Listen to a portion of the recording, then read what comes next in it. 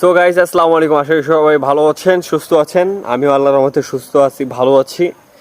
আজকে আমি আছি এখন কিশোরগঞ্জ